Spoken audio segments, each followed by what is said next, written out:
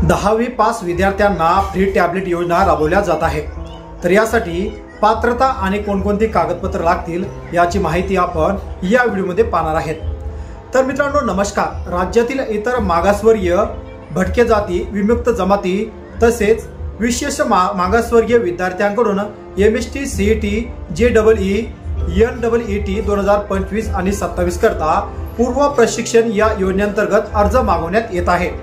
महाज्योती मार्फत MST CET JEE NEET परीक्षा पूर्व प्रशिक्षण ऑनलाइन पद्धतीत देण्यात येत आहे। तसेच ऑनलाइन प्रशिक्षणासाठी महाज्योती तर्फे विद्यार्थ्यांना मोफत महाज्योती टॅबलेट व 6 GB दिवसाला इंटरनेट डाटा आता पुरवण्यात येणार आहे। तर मग आता काय आहे माहिती या आपण समोर या व्हिडिओमध्ये पाहणार आहेत। तर आधी या चॅनलला तुम्ही सबस्क्राइब केलं नसेल तर आधी सबस्क्राइब करून बाजूला असलेल्या बेल आयकॉनला नक्कीच प्रेस करायचा आहे। अशाच प्रकारचे कामाचे व्हिडिओ तुम्हाला सर्वात आधी भेटत राहण्यासाठी। मग आता या योजनेसाठी लाभासाठी काही महत्त्वाची पात्रता सुद्धा लागत असते। तर ती पात्रता काय आहे या आपण सर्वप्रथम पाहूया। तर व्हिडिओ सुरू करूया। तर मित्रांनो सर्वप्रथम म्हणजे उमेदवार हा महाराष्ट्राचा रहिवासी असणं गरजेचं आहे।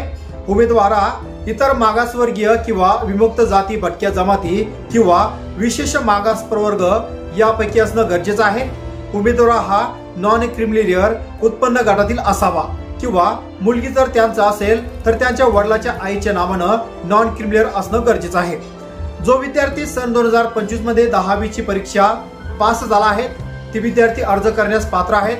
त्या विद्यार्थ्यांना अर्ज करताना 11वी विज्ञान शाखेचे प्रवेश पत्र म्हणजेच बोनाफाईड सर्टिफिकेट व 10वी ची गुणपत्रिका म्हणजेच 10वी चे मार्कशीट जोडणं हे आवश्यक आहे। त्याचबरोबर पाचवा मुद्दा जर घेतला तर विद्यार्थी हा विज्ञान शाखेत प्रवेश घेणारा असावा ज्याबाबतची कागदपत्र त्याने भविष्यामध्ये सूचनेनुसार अपलोड करणं आवश्यक आहे। महाज्योती रजिस्ट्रेशन प्रमाणे ही कागदपत्र तुम्हाला अपलोड करावी लागणार आहेत। त्याचबरोबर विद्यार्थ्याची निवड ही त्यांना 10वीच्या परीक्षेत प्राप्त टक्केवारी तसेच सामाजिक प्रवर्ग व समांतर आरक्षणानुसार करण्यात येणार आहे। विद्यार्थ्याची निवड ही त्याच्या इयत्ता 10वीच्या परीक्षेत प्राप्त टक्केवारी तसेच सामाजिक प्रवर्ग व समांतर आरक्षणानुसार आता करण्यात येणार आहे। अर्जदार विद्यार्थ्यांनी लक्षात ठेवणं तसेच ग्रामीण भागातील म्हणजेच खेड्या गावातील असा 60% पुढे गुण असणं गरजेचं आहे। तर शहरी भागातील असा तर त्यांना 70% पुढे गुण असणं गरजेचं आहे। तेच विद्यार्थी या योजनेसाठी अर्ज करू शकतात। तर अर्ज करण्यासाठी काही महत्त्वाची कागदपत्र सुद्धा लागणार।